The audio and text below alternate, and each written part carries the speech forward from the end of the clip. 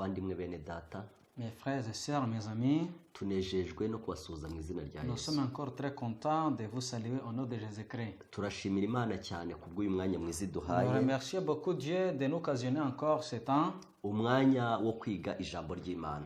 le temps de suivre la parole de Dieu. Imana yacu ihabwe icyubahiro. Que son nom soit glorifié. Turi muri bya byigisho bishingiye ku buturo Nous bwera, continuons à voir ensemble la prédication concernant le sanctuaire, aho tureba inama y'agakiza. là où on voit les chemins du salut. Turimo turareba ibintu bitandukanye byabaga mu On est buturo, en train de voir les différents objets qui se trouvaient dans le sanctuaire. kandi mu cyigisho giheruka Et dans la prédication précédente, twarebye igicaniro cy'imibavu, on a vu l'auteur de parfum. twarebye ibyerekeranye n'umurimo w'ubuhuza wa Yesu, On a vu ce qui a un rapport avec la médiation de Jésus-Christ, aho Yesu atubereye umuvugizi mu ijuru. là où Jésus-Christ est notre médiateur. Muri uyu mwanya À cette occasion, tugiye kureba icyigisho gishingiye ku gitereko nous cy'amatabaza. allons voir ensemble ce qui a un rapport avec les chandeliers d'or. Reka mbere yuko dutangira Avant tout, duhombeke amaso maze dusenge. prions.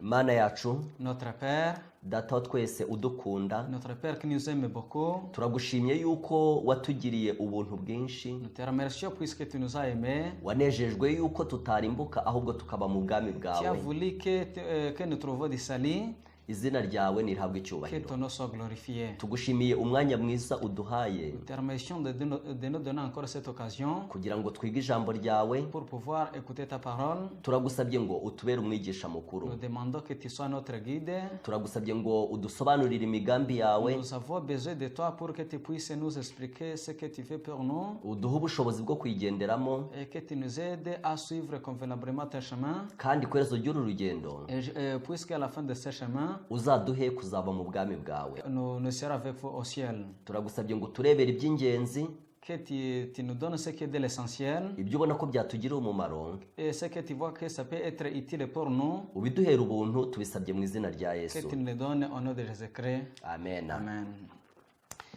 Bene data bavandimwe, Mes frères et sœurs, nk'uko twari tumaze kubibabwira, comme nous venons de le dire, tugiye gukomeza ya nzira ishingiye mu buturo nous bwera. allons continuer notre chemin qui rend au sanctuaire. Tugiye kureba igitereko cy'amatabaza. Nous allons voir les chandeliers d'or. Murabizi neza ko dusoma isomo ryanditse mu kuva, Je pense que vous souvenez-vous que chaque fois avant de commencer, nous lisons la leçon qui se trouve dans le livre d'Exode, turasoma mu gice cya 40, dans le chapitre 40, turasoma ku murongo wa mbere tugeze uwa 8. du premier verset jusqu'au 8e verset. Iryo somo muzi ko ritwereka uko ubuturo bwera bwari bwubatse. Parce que vous vous souvenez que c'est grâce à cette leçon que ça nous montre comment a été construit le sanctuaire. Reka dusome kuva ku murongo wa mbere. On va commencer dès le premier verset. Uwiteka abwira Mose ati, L'Éternel parla à Moïse ku munsi wa mbere w'ukwezi kwa mbere le premier jour du premier mois. uzashinga ubuturo, Tu dresseras le tabernacle, nibwo hema ry'ibonaniro, la tente de rencontre. ushyiremo isanduku y'ibihamya, Tu placeras l'arche du témoignage uyikingirishe wa mwenda, et tu couvriras l'arche avec le voile. winjizemo ameza, Tu apporteras la table ushyire ibyo kwatereko mu butereko bwabyo, et tu la disposeras en ordre. winjizemo n'igitereko cy'amatabaza, Tu apporteras les chandeliers ukongeza amatabaza yacyo, et tu en arrangeras les lampes. kandi igicaniro cy'izahabu cyo koserezaho imibavu Tu mettras l'autel d'or pour le parfum uzagishyira imbere y'iyo sanduku y'ibihamya, devant l'arche du témoignage. kandi uzakinga umwenda mu muryango w'ubwo buturo. Et tu placeras le rideau à l'entrée du tabernacle. Aya ni amagambo agaragaza ukuntu ibintu byo mu buturo byakurikiranaga, Ça, c'est le mot qui désigne comment étaient arrangés les objets qui étaient dans les sanctuaires. ariko kugira ngo turebe ikintu tugiye kuganiraho, Mais pour voir ce que, le point à laquelle nous allons discuter, reka dusome ku murongo wa 4. on va se baser encore au verset 4. Haranditse ngo winjizemo ameza, Il est écrit ainsi: Tu apporteras les tables ushyireho ibyo kuyaterekaho mu butereko et bwabyo, tu la disposeras en ordre. winjizemo n'igitereko cy'amatabaza, Tu apporteras les chandeliers ukongeza amatabaza yacyo. et tu arrangeras les lampes. Kuri iki gitereko cy'amatabaza Sur ce chandelier, cyari gifite amatabaza 7, il avait 7 lampes. amatabaza 3 yari ari ku ruhande rumwe, Les 3 lampes étaient placées sur le premier côté amatabaza yandi 3 yari ari ku rundi et ruhande, les autres étaient sur l'autre côté. naho hagati hari itabaza rimwe. Et au milieu, il y avait une lampe. Ushobora kubaza uti mbese icyo gitereko cyari giteretse Tu he? peux se poser la question: où était placée cette lampe, cette chandelier? Reka dusome mu gitabo cyo kuva, On va lire dans le livre d'Exode, maze dusome mu gice cya 26, dans dans le chapitre 26, tugiye gusoma ku murongo wa 35. nous allons lire au verset 35.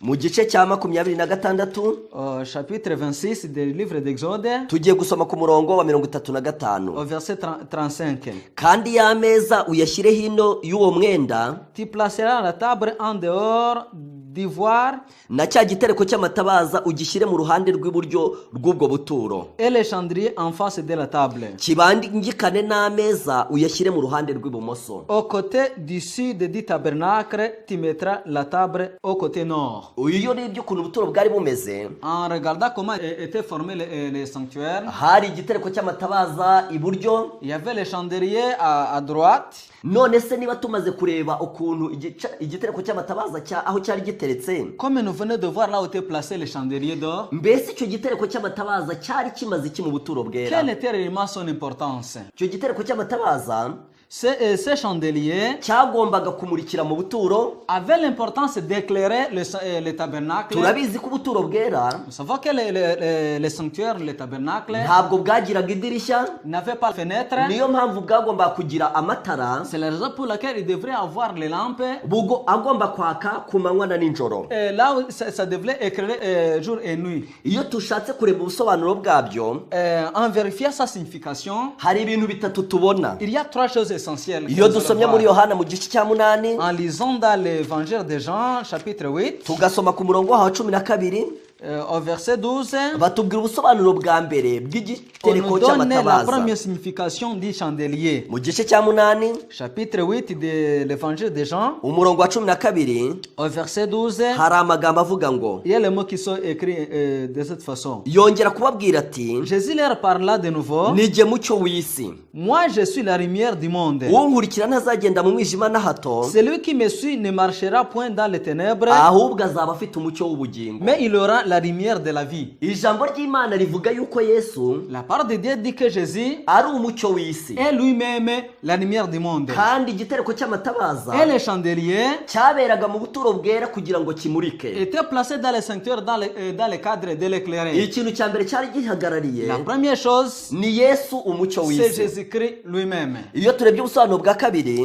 La deuxième signification, tugasoma mu gitabo cya Zaburi, dans le livre des psaumes, tugasoma mu gice cy'119, dans le chapitre 119, tugasoma ku murongo waho w'105, au verset 105, batubwira ubundi busobanuro bwa kabiri on bw'igitereko nous donne la cy'amatabaza. deuxième signification du chandelier. Zaburi 119, Psaume 119, tugiye gusoma ku murongo waho nous allons w'105. lire au verset 105. Haranditse ngo, Il est écrit ainsi: ijambo ryawe ni itabaza ry'ibirenge byanjye, ta parole est une lampe à mes pieds ni umucyo umurikira inzira et zanjye. une lumière sur mon sentier. Ubu ni ubundi buryo bwa kabiri bwo Ça, c'est gusobanukirwa la igitereko deuxième façon cy'amatabaza, de trouver la signification du chandelier. mu gihe dutekereza ko cyaberaga mu buturo bwera kumurika. Pendant que nous pensons que son importance était d'éclairer, Iri jambo riravuga ngo, Cette parole ijambo nous dit ryawe ni que itabaza aussi, ry'ibirenge byanjye, ta parole est une lampe à mes pieds kandi ni umucyo umurikira inzira et une zanjye. lumière sur mon sentier. Reka turebe ubusobanuro bwa gatatu, Nous allons voir la troisième ari signification, nabwo busobanuro tugiye gutindaho. la signification à laquelle nous allons beaucoup nous baser. Ni ubutumwa bwiza bwa Yesu bwanditswe na Matayo, C'est l'évangile selon Matthieu, mu gice cyaho cya 5, dans le chapitre 5, turasoma ku murongo waho wa 14 dès le 14e verset turageza ku wa 17. jusqu'au verset 17. Muri umucyo w'isi, C'est vous qui êtes la lumière du monde. umudugudu wubatswe mu mpinga y'umusozi Une ville située sur une montagne ntubasha ne kwihisha, peut être cachée. nta bakongeza itabaza On n'allume pas une lampe ngo baritwikirize intonga, pour la mettre sous le boisson, ahubwo barishyira ku gitereko cyaryo, mais on la met sur le chandelier rikamurikira abari mu nzu yo bose. et elle brille pour tous qui sont dans la maison. Abari ku mucyo wanyu ubonekera imbere y'abantu, Que votre lumière brille ainsi devant les hommes, kugira ngo babone imirimo yanyu myiza, en fait qu'ils voient vos œuvres bonnes bahere ko bahimbaze so mu et ijuru. glorifient votre Père qui Ubu est ni dans les cieux. ubusobanuro bwa gatatu bw'igitereko Ça, c'est la cy'amatabaza, troisième signification du chandelier. aho Imana ivuga igitereko cy'amatabaza ivuga twebwe. Là où Dieu parle le chandelier en parlant nous-mêmes. Haravuga ngo muri umucyo w'isi, Il dit que vous êtes la lumière du monde. haravuga ngo muri umudugudu wubatswe mu mpinga y'umusozi, Il dit que vous êtes une montagne qui est située au sommet de la montagne. kandi uwo mudugudu ntubasha kwihisha. Et que cette montagne ne peut se cacher. Haravuga ngo ntawe ushobora gukongeza itabaza Ça dit on n'allume pas une lampe maze ngo aritwikiriza intonga, pour la mettre sous les boissons, ahubwo arishyira ku gitereko cyaryo, mais on la met sur le chandelier maze rikamurikira abari mu nzu et elle bose. brille pour tous qui sont dans la maison. Iyo dusomye mu gitabo cy'umwuka w'ubuhanuzi, En lisant dans le livre prophétique, tugasoma mu gitabo cyitwa Abahirwa ni bande, en lisant dans le livre intitulé Les Heureux, maze tugasoma kuri paje yako ya 31, à la page 31, ni ku kibwirizwa Yesu yabwirije ku musozi, c'est le point auquel Jésus a prêché étant sur la montagne. batubwira ibyerekeranye n'umucyo w'isi. On nous rend compte de ce qui a rapport avec la lumière du Hari monde. amagambo avuga ngo, Et il y a le mot qui dit ainsi. amagambo y'umukiza agira ati, Jésus a dit, muri umucyo w'isi. vous êtes la lumière du monde. Yerekana ko yahaye abayoboke be umurimo Il bagomba gukora montre muri iyi qu'il a si. donné à ses ouvriers ce qu'ils doivent faire aussi ici sur terre. Mu gihe cya Kristo, Durant la période de Jésus, kwikanyiza, le fait d'être contre Jésus, ubwibone n'urwikekwe l'ignorance et autre chose comme tant d'autres, byari byarubatse urukuta rurerure avait bâti les très hauts murs hagati y'abarindishijwe ubwiru bw'Imana n'andi mahanga yo ku isi. entre les enfants de Dieu et les étrangers. Ariko umukiza yazanywe no guhindura ibi Mais byose. Jésus-Christ est venu dans le cadre de changer tout cela. Amagambo abantu bumvaga avuga yaratandukanye n'amagambo yavugwaga n'abatambyi n'abafarisayo. Ce que Jésus disait, c'est différait beaucoup de ce que les pharisiens et les écrivains disaient. Kristo akuraho urusika rutandukanya, Jésus enlève tous les murs qui séparent. akuraho kwikunda, Il enlève toutes les choses qui ne sont pas en rapport avec lui. akuraho kwigira shyashya kw'amahanga, Le fait de se considérer saint des étrangers. kandi akigisha ko umuntu akwiriye gukunda inyoko muntu yose. Et il dit que n'importe qui doit aimer ses condisciples comme lui-même. Kristo akura abantu mu kazitiro baba babohewemo no kwikunda, Jésus veut que tout le monde soit son disciple. akuraho impaka yose n'ibitandukanya abantu bishyiriyeho. Il enlève toutes les tentatives que les hommes ont construites pour eux-mêmes. Nta tandukaniro ashyira hagati y'abaturanyi n'abanyamahanga Il n'y a pas la n'inshuti n'abanzi. différence entre les voisins et les étrangers. Atwigisha yuko tukwiye kureba umuntu wese ukeneye ubufashwa ko ari mugenzi wacu. Il nous dit que nous devons aimer nos frères comme nous aimons nous-mêmes. Mu gihe Yesu akuraho kwikanyiza, Pendant que Jésus enlève toutes ces choses, mu gihe akuraho ubwibone bwose, toutes les tentatives de se considérer saints, aba arimo aduhindura umucyo il w'isi. veut que nous devenions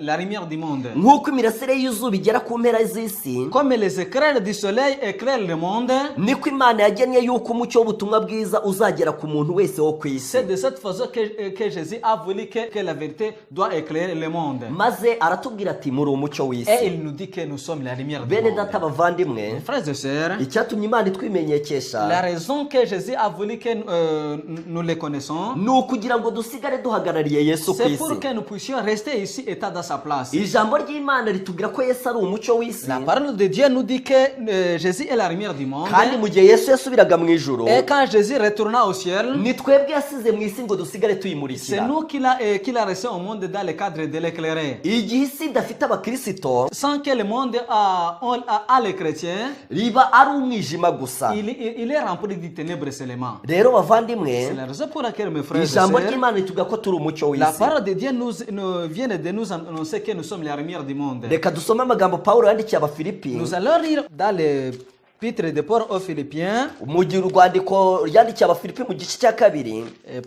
l'épître de Paul aux Philippiens, chapitre 2, turasoma mu gice cyaho cya kabiri, dans chapitre 2, turasoma ku murongo wa 15 n'uwa nous 16. allons lire au verset 15 et verset 16. Ni ukugira ngo twumve icyo tugomba kuba cyo C'est pour mieux comprendre ce que nous devons être muri iyi si y'umwijima. sur ce monde rempli de ténèbres. Umurongo wa 15 uravuga ngo, Au verset 15, ça dit ainsi. kugira ngo mutabaho umugayo cyangwa uburyarya, Pour être irréprochable et pur, mube abana b'Imana batagira inenge, des enfants de Dieu sans reproche, hagati y'ab'igihe cy'ubugoryi kigoramye, au milieu d'une génération corrompue et perversée, abo mubonekeramo nk'amatabaza mu isi. par laquelle vous brillez comme des flambeaux dans le monde. Mu gihe cy'ubugoryi kandi kigoramye, Durant l'état irréprochable, imana ishaka ko tugaragara nk'amatabaza amurikira isi. Dieu veut que nous soyons des flambeaux qui éclairent le monde. kandi uwo mucyo tugomba kuba tuwukomora kuri Yesu. Et nous devons tirer cette lumière venant de Jésus. kandi uwo mucyo tugomba kuba tuwukomora ku ijambo Et ry'Imana. nous devons tirer ces flambeaux dans la parole de Dieu. kuko ijambo ry'Imana batubwiye ko ari umucyo. Puisqu'on nous a dit que la parole de Dieu est na la Yesu lumière du batubwiye ko ari monde. umucyo Et on w'isi. nous a dit que Jésus-Christ est lui-même la lumière du monde. umucyo dukomora kuri Yesu La lumière que nous tirons de Jésus kandi umucyo dukomora ku ijambo et la ry'Imana lumière que nous tirons de sa parole, niwo dukoresha tumurikira isi iri c'est mu que nous mwijima, utilisons en éclairant le monde rempli de maze ténèbres. tukabonekera isi nk'amatabaza Et nous amurikira isi. éclairons le monde comme les flambeaux qui éclairent le monde. bene data bavandimwe, Mes frères et sœurs, mes amis, ndagira ngo dusome amagambo yanditse mu gitabo cya je Zekariya. veux que nous lisons les mots qui sont écrits dans le livre de Zacharie. turasoma mu gice cyaho cya 4, Nous allons lire dans le chapitre 4, turasoma kuva ku murongo wa mbere tugeze ku murongo wa 3. dès le premier verset au troisième verset. mu gitabo cya Zekariya Dans le livre de Zacharie, mu gice cya 4, chapitre 4, turasoma umurongo wa mbere tugeze ku wa nous 3. allons commencer au premier verset jusqu'au troisième verset. umutwe w'amagambo hari uravuga ngo Et le titre est intitulé uwiteka akirisha umwuka we wera atari abanyamaboko. Les chandeliers d'or et les deux oliviers. haranditse ngo Il est écrit ainsi: marayika twavuganaga l'ange qui parlait avec moi agaruka hondi, revint et me réveilla, arankangura nk'uko umuntu akangukwa akava mu bitotsi, comme un homme que le réveille de son sommeil, arambaza ati ubonye iki? et me dit: ndamusubize nti ndarebye mbona igitereko kitabaza, que vois-tu? Je réponds: ce que je vois, c'est un chandelier kandi mbonye n'urwabya rwacyo ruteretse hejuru yacyo, avec un vase en son sommet, mbonye n'amatabaza 7 yo kuri cyo, et portant cette lampe avec ces 7 conduits, kandi ayo matabaza yacyo ari hejuru yacyo. pour les lampes qui sont au sommet du chandelier. itabaza ryose ryari rifite imihehe 7, Le cyprombat des oliviers, l'un à la droite du vase et l'autre à sa gauche. kandi impande zombi z'imyelayo 2, Le cyprombat des oliviers, l'un à la droite du vase et l'autre à sa gauche. umwe wari iburyo undi uri ibumoso. L'un à gauche, l'autre à droite. umugaragu w'Imana Zekariya Le prophète Zacharie, ngo yararebye il a vu maze abona igitereko cy'itabaza cy'izahabu cyose, et il a vu le chandelier d'or. kandi ngo yabonye n'urwabya rwacyo ruteretse hejuru yacyo, Et il a vu la vase au sommet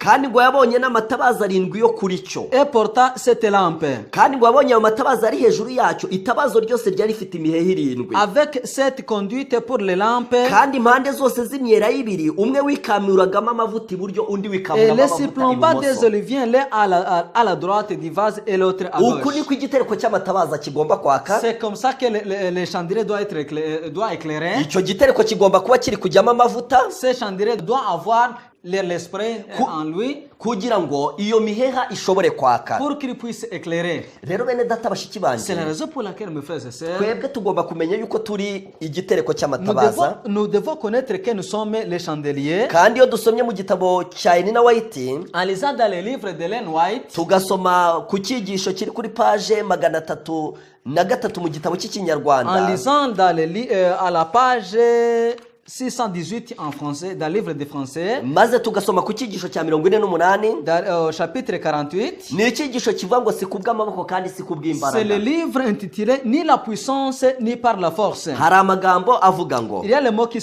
dit ainsi: muri iri yerekwa dans cette vision, amashami y'imyera yo ahagaze imbere y'Imana, les deux oliviers qui se tiennent devant le Seigneur agaragaza ko asohora amavuta y'izahabu akanyuramo aca mu mibirikira y'izahabu akajya mu rwabya rw'igitereko cy'amatabaza, déversent leur huile par des conduits d'or dans les vases des chandeliers. muri uru rwabya C'est ainsi que sont entretenus niho amatabaza yo mu buturo bwera akura amavuta les lampes du sanctuaire destinées à donner une lumière brillante et kugira ngo continuelle, akomeze gutanga urumuri ruhoraho, à donner une lampe brillante et continuelle. kugira ngo amatabaza atange urumuri ruhoraho Pour donner une lumière brillante, agomba gukura amavuta mu gitereko il cy'itabaza. devait tirer l'huile dans les chandeliers. muri iri yerekwa amashami 2 y'imyera yo ahagaze imbere y'Imana agaragara asohora amavuta y'izahabu akanyuramo aca mu mibirikira y'izahabu akajya mu rwabya n'igitereko cy'amatabaza. Dans cette vision,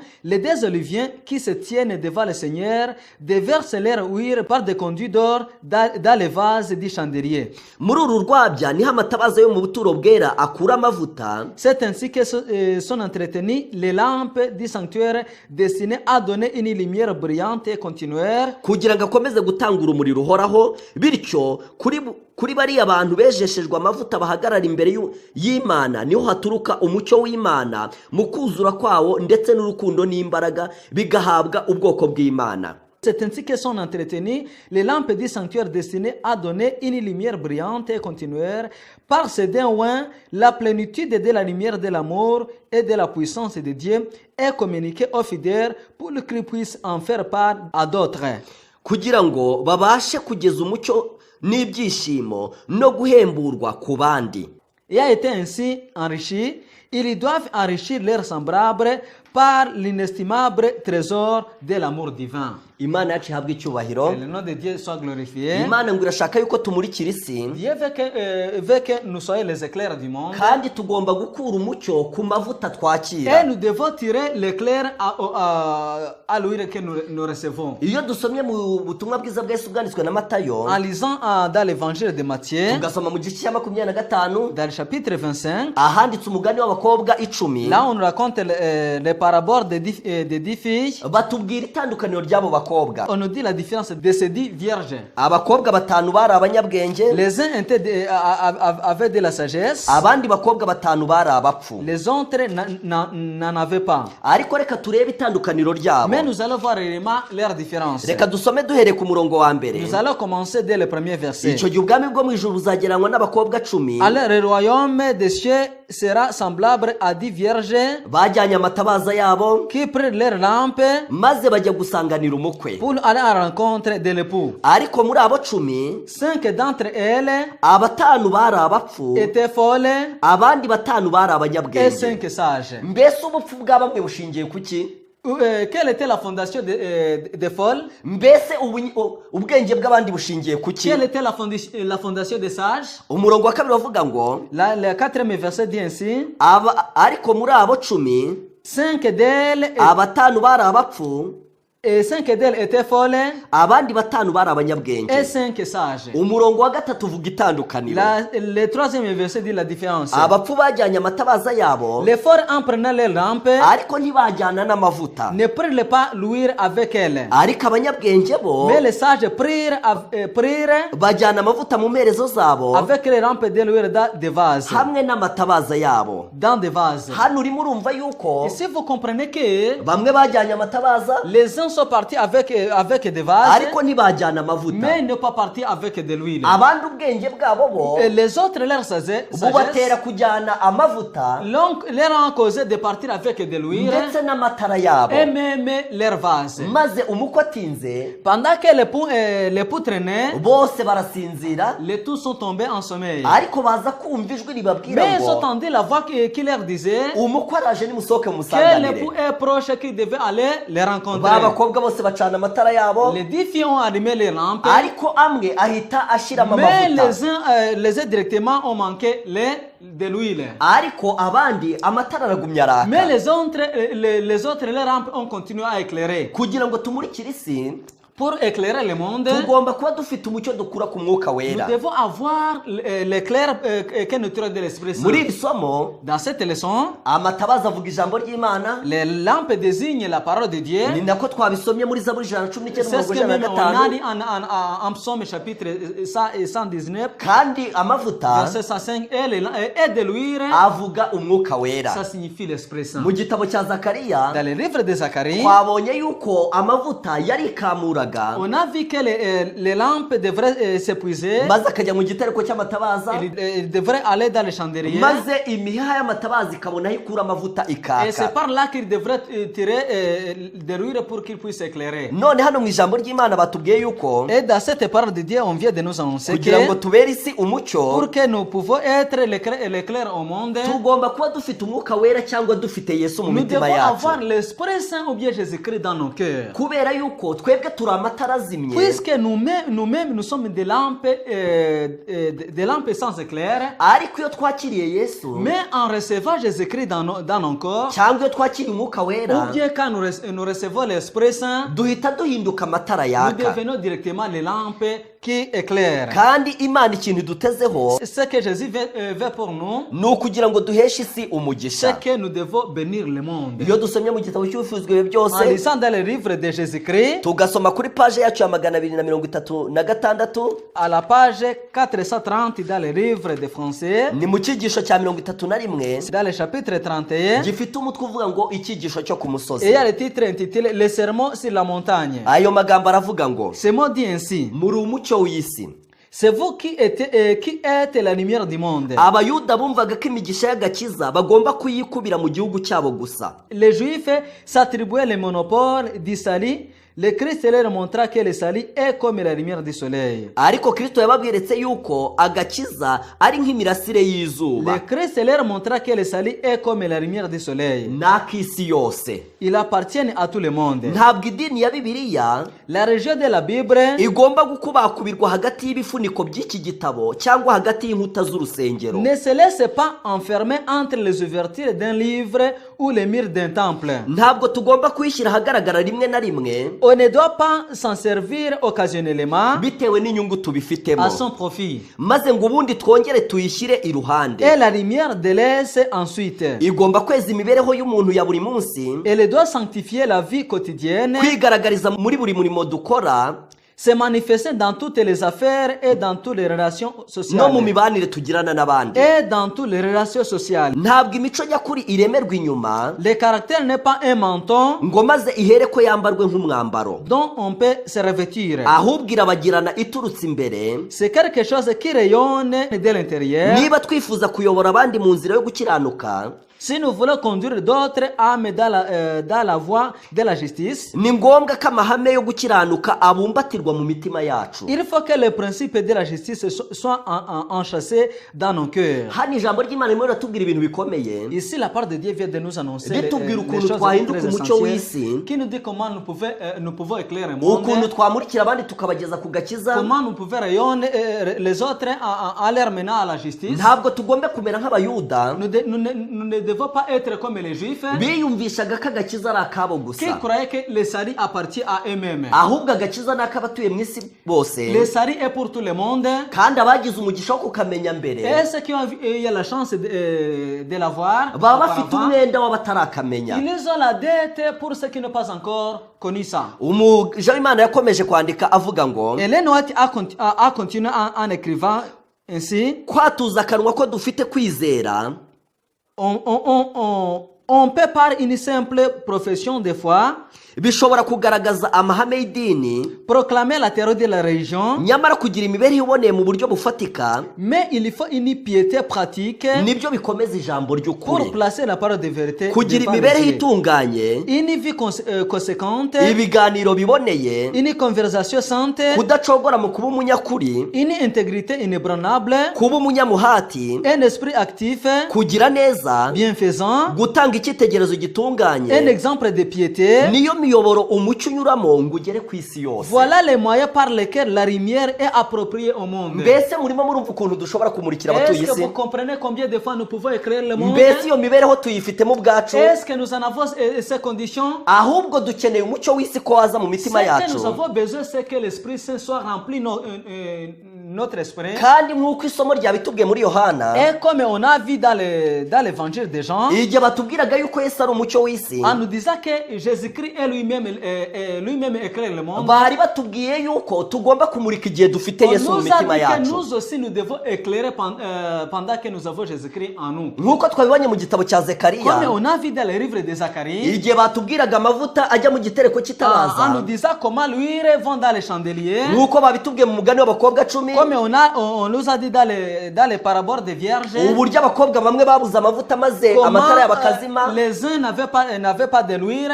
kandi bakatubwira ko ayo mavuta avuga umwuka Et on wera. a dit que cette huile symbolise l'Esprit Saint. Biratubwira ko tugomba kubanza kugira umwuka wera Ça kugira nous ngo dit tumurike, que aussi nous devons avoir auparavant l'Esprit Saint avant d'éclairer. nk'uko babitubwiye mu gitabo cya Zaburi 119 Comme mirongo ijana na on gatanu, nous a dit même dans les livres de Psaumes, chapitre 119, verset 5. igihe batubwira ko ijambo ry'Imana ari itabaza ry'ibirenge En byacu, disant que la lumière du monde éclaire, c'est la lumière qui éclaire nos pieds. barimo batubwira ko tugomba kubanza guhindurwa n'ijambo ry'Imana, On nous disait que nous devons avoir les changements grâce aux paroles de Dieu kugira ngo tumurikire abatuye isi. pour éclairer le monde. Uko isi igenda ibudika umwijima, La façon dont la terre continue à être dans les ténèbres, niko tugomba kurushaho kurabagirana.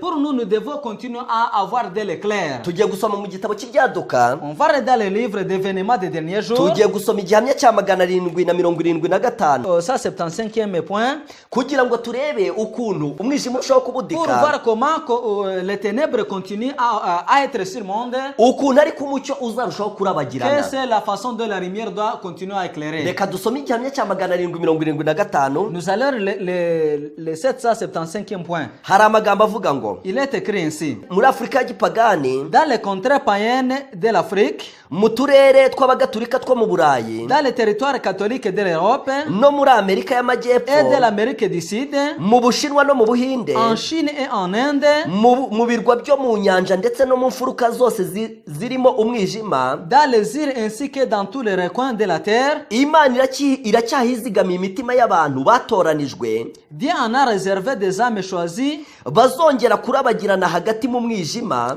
qui brilleront encore au milieu de l'obscurité, maze isi yahakanye relevant éclairement au monde, bahishurire ku mugaragaro imbaraga ihindura yo kumvira amategeko y'Imana.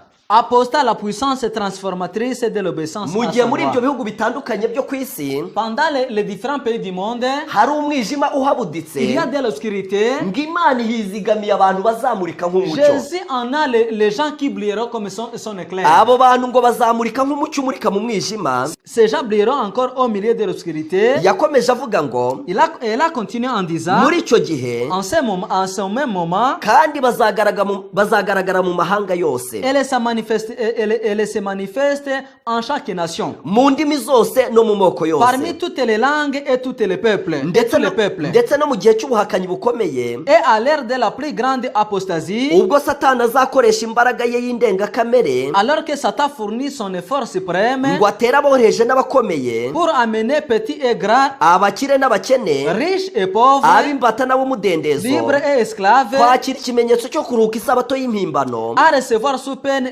de mort les signes du respect du faux sabbat. bitaba ibyo bakicwa, Ces enfants de Dieu irréprochables et purs, aba bizera b'indakemwa kandi b'indahemuka, irrépréhensables, brilleront comme le flambeau dans le monde. abana b'Imana batagira inenge bazamurika nk'amatabaza mu isi. Ces enfants de Dieu irréprochables et purs, irrépréhensables, brilleront comme le flambeau dans le monde. Mu gihe turimo twegereza mu gihe gikomeye, Comme nous sommes proches d'états terribles, igihe umwijima uzaba umaze kubudika cyane, là où l'obscurité remplira le monde, igihe amategeko y'Imana azaba arimo ahangana n'ay'abantu, là où le commandement de Dieu sera en combat avec le commandement des hommes, igihe isabato y'Imana izaba yibasiwe n'abatuye mu isi bose, là où le sabbat de Dieu sera en combat avec les commandements ngo mondains, Imana yifitiye abantu bazamurika nk'umucyo umurikira isi Jésus aura yose. les gens qui éclairèrent le monde. Uwo mucyo abantu barimo barawakira uyu munsi, À ce moment, les gens sont en train de recevoir cet éclair. mu gihe basaba umwuka wera bakawuhabwa, Pendant qu'ils demandent l'Esprit Saint, ils le reçoivent. mu gihe barimo bakira Yesu Kristo mu mitima yabo, En recevant Jésus-Christ dans leur cœur, mu gihe bakira ijambo ry'Imana rikabahindura, en recevant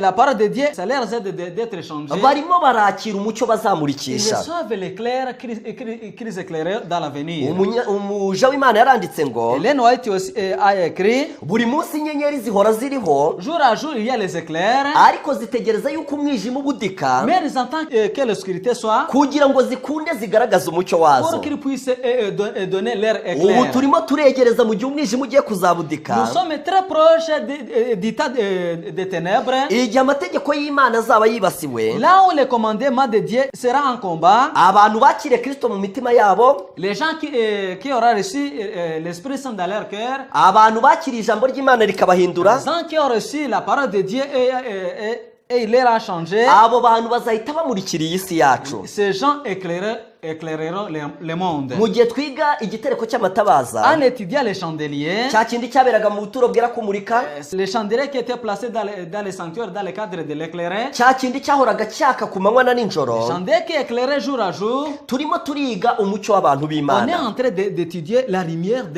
des hommes de Dieu. Ariko nk'uko twakomeje kubibona, Comme on a continué à voir ça, satani yasenye ubuturo bwera, Satan a détruit les sanctuaires. buri kintu cyose cyo mu buturo yaracyibasiye. Il a attaqué toutes choses qui étaient dans les Twabonye sanctuaires. ukuntu yarwanyije igicaniro cy'ibitambo, On a vu comment il a attaqué l'autel de l'Holocauste igihe yazanaga imihango ngo ihangane n'umusaraba wa Yesu, en amenant les fausses cérémonies qui s'opposaient au croix de Jésus-Christ. igihe yazanaga indurugensiya ngo zihangane n'igitambo cya En Yesu. amenant l'indulgence dans le cadre de lutter contre la croix de Jésus-Christ. Uko niko satani yakoresheje itorero rya kiliziya C'est comme ça gatolika que Satan a utilisé l'église catholique romaine kugira ngo asenye ubuturo bw'Imana, pour détruire les sanctuaires. kandi uko niko yibasiye igicaniro Et c'est cy'ibitambo. comme ça qu'il a attaqué l'autel de l'Holocauste. Twabonye ukuntu yibasiye igikarabiro, On a vu comment il a attaqué aussi la cuve. cya kindi kivuga umubatizo. La cuve qui symbolise le baptême. Satani yakoresheje itorero ry'abagatulika Satan aussi a utilisé l'église catholique mu romaine buryo bwo gusenya ubuturo bw'Imana, dans le cadre de détruire les sanctuaires. maze kiliziya gatolika izana umubatizo Et utemewe, l'église catholique a amené les faux baptêmes. umubatizo udafite ikintu ushushanya, Le baptême insignifiant, mu gihe umubatizo wemewe na Bibiliya car le baptême accepté par la Bible, uvuga gupfa ku byaha, mourir pour les péchés, uvuga gushyingurwa mu gituro ça cy'amazi, désigne être enterré dans l'eau, uvuga kongera kuva mu mazi ça tukazuka, désigne quitter dans l'eau dans le cadre de la résurrection. nk'uko byabaye kuri Yesu agapfa agahambwa akazuka. Comme Jésus lui-même a été enterré à part après il a ressuscité, Uwo mubatizo nawo nicyo ushushanya, c'est ce que aussi ça désigne ce ariko baptême. umubatizo wa kiliziya gatolika Mais le wo, baptême de l'église catholique, umubatizo wo gusenya igikarabiro, le baptême de détruire la cuve, uwo mubatizo ntufite icyo ce ushushanya. baptême est insignifié. Twabonye ukuntu satani yasenye icyo bita ameza y'imitsima. On a vu comment aussi Satan a attaqué la table de pain. Ameza y'imitsima avuga ijambo La ry'Imana, table de pain symbolise la parole de Dieu. ariko satani yakoresheje itorero rya kiliziya Mais gatolika, Satan aussi a utilisé l'église catholique romaine. maze iryo torero rirwanya Bibiliya, Et cette église a lutté contre la Bible. ryica abantu bose bayigendana kandi Cette église bayizera, a tué tous les gens qui avaient confiance dans la Bible. ndetse rwose bigaragara yuko umuntu wese ugendera kuri Bibiliya ari umwanzi Et wacyo. même ça se voit quand même jusqu'aujourd'hui, les gens qui se réfèrent à la Bible ne sont pas au même niveau que, raison pour laquelle ils luttent contre pour lui. Kandi iryo torero Et cette église aussi, ryashyize Bibiliya mu ndimi abantu batazi, cette église a écrit la Bible dans les langues incompréhensibles kugira ngo par abantu beaucoup de bagume gens, mu mwijima, pour que les gens puissent rester dans les mu ténèbres, buryo bwo gusenya ubuturo dans le bw'Imana. cadre de détruire les sanctuaires. Twarebye uburyo satani yasenye ubuturo bwera On a vu comment aussi Satan a détruit les mu sanctuaires buryo bwo kwibasira igicaniro cy'imibavu. dans le cadre d'attaquer les chandeliers. Igicaniro cy'imibavu kivuga umurimo w'ubuhuza wa Yesu, Et l'auteur de parfum désigne les fonctions de médiation de aho Jésus-Christ. Yesu atubereye umuvugizi mu Là ijuru, où Jésus-Christ est notre médiateur, ariko kiliziya gatolika mais l'église catholique, ikoreshejwe na satani l'église catholique aidée par Satan, ntabwo yemera umurimo w'ubuhuza bwa il Yesu, n'accepte pas la médiation de Jésus-Christ. ahubwo ifata abantu beza Il bapfuye considère les gens ayant fait de bonnes œuvres, ab'iryo torero ryita abatagatifu, mais il les considère comme les saints. maze ikaba ari bo ihindura abahuza. Ce sont eux qu'ils considèrent comme leurs médiateurs avec Dieu. Iryo torero rifata Bikira Mariya, Cette église considère Marie maze rikamufata ko ari umuhuza comme la médiatrice mu buryo bwo gukuraho igicaniro dans cy'imibavu. le cadre de lutter contre l'auteur de parfum. Mbese ni gute iri torero ryaba ryarakomeje gusenya ubuturo bwera? Comment réellement cette église a continué à détruire les sanctuaires? Mbese ryakuyeho igitereko cy'amatabaza gute? Est-ce que comment ils ont attaqué aussi les chandeliers? Iyo turebye igitereko cy'amatabaza, En voyant les chandeliers, tubona yuko ari abantu b'Imana, nous voyons que c'est le peuple de Dieu, ba bandi bagiye bamurika umucyo mu mwijima. les saints qui ont éclairé dans la ténèbre. dans None les se ténèbres. iryo torero ryakuyeho igitereko cy'amatabaza gute? Est-ce que réellement comment cette église a attaqué aussi les chandeliers? Ryagiye ryica abantu b'Imana, Il a tué le peuple de Dieu. ryagiye rirwanya abavuga ubutumwa, Ils ils ont lutté contre ceux qui prêchaient la parole de Dieu. kandi ubwo ngubwo ryari ririmo rikuraho igitereko Et c'est de cy'amatabaza. cette façon qu'ils ont attaqué aussi les chandeliers. Reka dusome mu gitabo cy'intambara ikomeye Nous allons lire dans les tragédies des siècles kugira ngo turebe ukuntu iryo torero rya kiliziya gatolika pour mieux comprendre comment l'Église catholique ryagiye rirwanya abantu b'Imana. a lutté contre les enfants de Dieu. Tugiye gusoma kuri paji ya 63 Nous allons lire à la 63e page mu gitabo cy'igifaransa, dans les livres de français. maze dusome amagambo ari ku cyigisho cya 4, Là, on va voir au chapitre 4. amagambo avuga ngo abawaridensi cyangwa Les abavoduwa. mots et le titre, les Vaudois ou du Piémont. Reka dusome amagambo ahari. Nous allons lire ces mots. Mu gihe cy'umwijima ubuditse ku isi, L'état de ténèbres qui régnait sur la terre, ubwo ubupapa bwamaraga igihe kirekire butegeka isi, au cours de la longue période de la suprématie papale, ntabwo umucyo w'ukuri wigeze uzima burundu. ne réussirait pas à éteindre complètement les flambeaux de la Ibi bintu vérité. dukwiye kubishimira Imana cyane. Nous devons beaucoup remercier Dieu de ça. Nubwo muri iki gihe ubupapa bwakoze uko bushoboye ngo umucyo uzime, Même si dans cette période la suprématie papale a fait tout moyen d'aller Ariko Imana pour qu'il y ait les ténèbres, Imana itubwiye yuko umucyo utigeze uzima burundu. Dieu vient de nous annoncer que la Mbese lumière, ni gute la Imana lumière a yakomeje continué à ni éclairer. gute Imana yakomeje kubungabunga umucyo? Comment Dieu a continué à éclairer? Mu bihe byose habagaho abantu bahamya Imana, Il y a toujours de vrais croyants attachés à la foi. bakomezaga kwizera ko Kristo ari we wenyine uhuza abantu n'Imana. C'est médiateur entre Dieu et les hommes, Bakomezaga kugira Bibiliya umugenga w'imibereho yabo, prenant les saintes écritures pour leur unique règle de vie kandi bakubahiriza isabato nyakuri. et sachant le vrai jour de repos. Ibintu barimo bavuga hano byarangaga aba Ce bantu, qu'on venait d'annoncer à ces gens qui étaient dans cette période, nibyo bintu n'ubundi kiliziya gatolika yabaga yibasiye. c'est ce que l'Église catholique a beaucoup attaqué. Mbese ni ibiki byarangaga abo bantu? Qu'est-ce qui les caractérisait? Mu bihe byose habagaho abantu bahamya Imana, Il y a toujours de vrais croyants attachés à la foi. bakomezaga kwizera ko Kristo ari we wenyine uhuza abantu n'Imana. C'est le médiateur entre Dieu et les hommes. Urumva yuko mu gihe ubuhuza bwa Yesu bwibasirwaga, Vous comprenez que pendant que la médiation de Jésus a été attaquée, hakomeje kubaho abantu bizera ko Yesu ari we muhuza il y a eu wenyine. des hommes qui ont toujours considéré Jésus-Christ comme leur Ikindi médiateur. kintu cyakomeje kuranga abo bantu, L'autre caractéristique de ces hommes, bakomezaga kugira Bibiliya umugenga w'imibereho yabo. ils prenaient les saintes écritures pour les uniques règles de vie et sanctifiants. Murabizi ko igihe twigaga iby'ameza y'imitsima, twabonye ko kiliziya gatolika yakuyeho Bibiliya, On a vu qu'elle était contre la ariko Bible. Imana yakomeje kugira abantu bizera Bibiliya. Mais Dieu a continué à voir les gens qui croyaient dans les écritures Ikintu cya saintes. gatatu cyarangaga abantu, La troisième chose, kandi bakurikizaga isabato nyakuri. et ils croyaient au vrai jour du repos. Ibyo tuzabireba nitugera ku sanduku y'ibihamya, On verra ça en arrivant à l'arche du témoignage, igihe tuzaba turi kureba uburyo Satani yasenye ubuturo bwera, en regardant comment Satan a détruit le sanctuaire, akuraho amategeko y'Imana akoresheje Roma. en ignorant les commandements de Dieu avec l'aide de Ariko Imana l'Église ishimwe, catholique. Amen. Mais remerciez beaucoup Dieu. Nubwo Roma yakuyeho isabato, Même si Rome n'a pas respecté les ariko sabbats, hakomeje kubaho abantu il y a bayubahiriza. les gens qui ont continué à avoir le respect au sabbat. Bakomeza batubwira ngo Ça continue en disant, ntabwo abari kuzakurikiraho bari kuzigera bamenya ibyiza byinshi abatuye isi bakesha abo bantu. jamais on ne saura ce que le monde doit à ces hommes, Abantu babitaga abahakanyi, dénoncés comme hérétiques, barwanyaga imigambi yabo, diffamés, baneguraga imyitwarire yabo, leurs mobiles incriminés, bazimanganyaga ibyo banditse, les écrits dénigrés, bakabisobanura uko bitari, mutilés cyangwa bakabikuramo et iby'ingenzi. prohibés.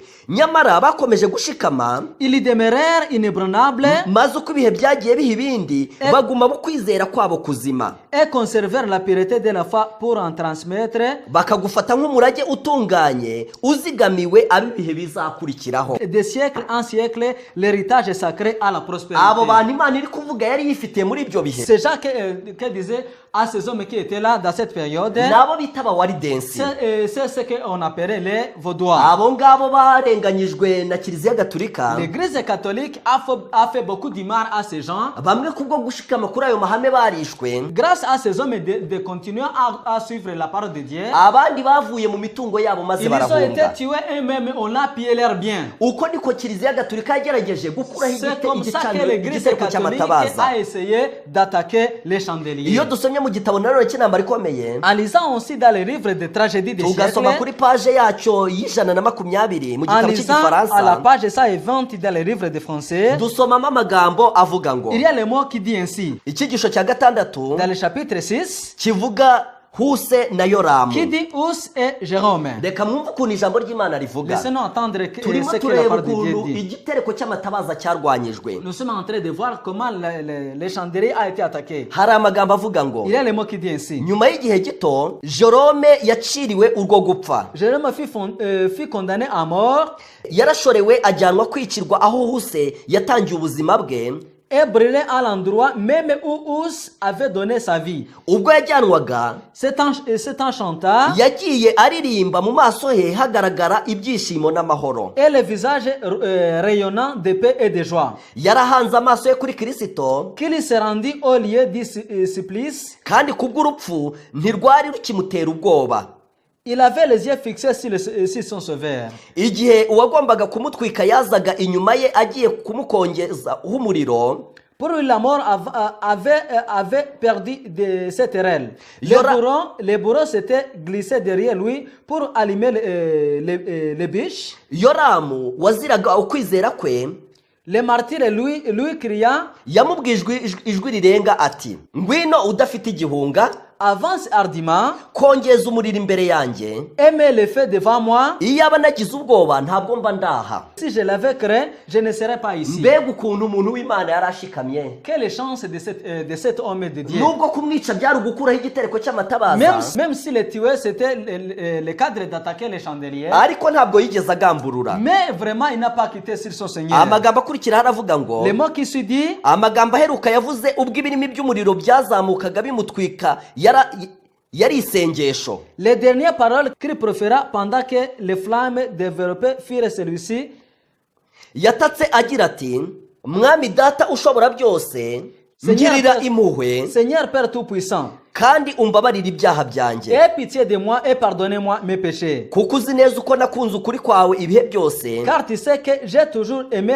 ta vérité. ijwi rye ryarashwekereye Sa voix cessa ariko iminwa ye ikomeza kunyeganyega de se faire asenga entendre, mais ses lèvres murmuraient encore une prière. ubwo umuriro wari umaze kumukongora Quand le feu eut achevé son œuvre, ivu ry'uwo muziranenge n'ubutaka ryari ririho ryararundanijwe on recueillit ses cendres et on les jetant dans les reins. maze rijyanwa mu ruzi rwa rine nk'uko irya husi ryagenjwe En rejetant dans les reins comme on l'avait fait pour Serre de Us. amagambo ngiye gusorezaho kuri iki gitabo aravuga ngo Le mot qui va clôturer cette page. uko niko abatwaramucyo b'indahemuka ku mana bapfuye Ainsi murmuraient les fidèles témoins du Dieu vivant. ariko umucyo w'ukuri babwirije Mais la lumière de vérité qu'ils avaient proclamée, ntiwashoboraga kuzimywa imana yacu yahabwa icyubahiro leur hérétique exemple ne pouvait être éteinte. ndagira ngo mbabwire bene data bashiki Je banjye vais vous dire mes frères et sœurs, nk'uko roma yarwanyije n'ibindi bintu byo mu buturo comme Rome a aussi attaqué les autres objets qu'on trouvait dans les sanctuaires, yarwanyijwe n'igitereko il a cy'amatabaza aussi attaqué les chandeliers. kandi ni mu buryo yicaga abantu bavugaga Et ubutumwa c'est dans le cadre de c'est la façon dont utiliser en étudiant les gens qui proclamaient la kubera la yuko abo parole bantu de aribo Dieu. bari amatabaza amurikira isi Puisque ces gens-là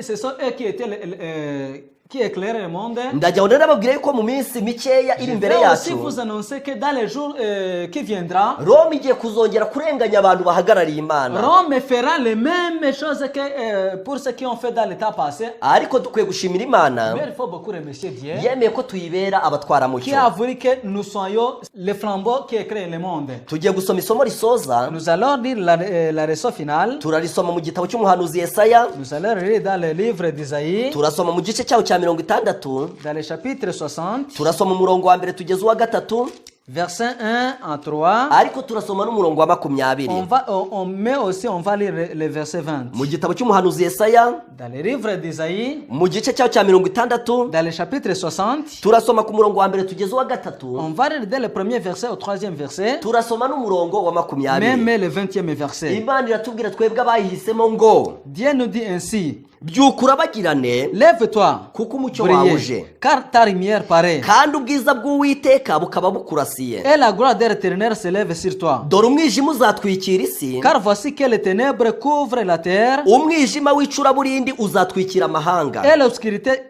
l'obscurité les peuples. ariko uwiteka azakurasira, Mais sur toi l'Éternel se lève, kandi ubwiza bw'uwiteka buzakugaragaraho. sur toi sa gloire apparaît. imana irimo irakubwira wowe wahisemo inzira y'agakiza, La parole de Dieu te dit, toi qui as choisi le chemin du salut, irakubwira iti umwijima ugiye gutwikira isi, il t'annonce que la lumière va couvrir le monde. irakubwira iti Les umwijima ténèbres, ugiye gutwikira amahanga, ariko irimo irakubwira iti byuka urabagirane, il te dit que les ténèbres va couvrir le monde. irakubwira iti umucyo wanjye uzakurasira. Mais il te dit que ta lumière paraît. kandi iri somo ni ryiza, ndabasaba kurishyira ku mutima Et que wanyu. vous devez vraiment considérer, vous devez prendre cette leçon par cœur. ndagira ngo tunezezwe n'aya magambo Imana Je veux itubwira. que nous soyons contents de ça. aya magambo aravuga ngo Ce mot dit ainsi. byuka urabagirane kuko umucyo wawe uje, Lève-toi, brille, car ta lumière paraît. kandi ubwiza bw'uwiteka bukaba Et bukurasiye. ta gloire de l'Éternel se lève sur dore toi. umwijima uzatwikira isi, Car voici que les ténèbres couvrent la terre umwijima w'icuraburindi uzatwikira amahanga, et l'obscurité les peuples. ariko uwiteka azakurasira, Mais sur toi l'Éternel se lève, kandi ubwiza bwe sur buzakugaragaraho. toi sa gloire apparaît. amahanga azagana umucyo wawe.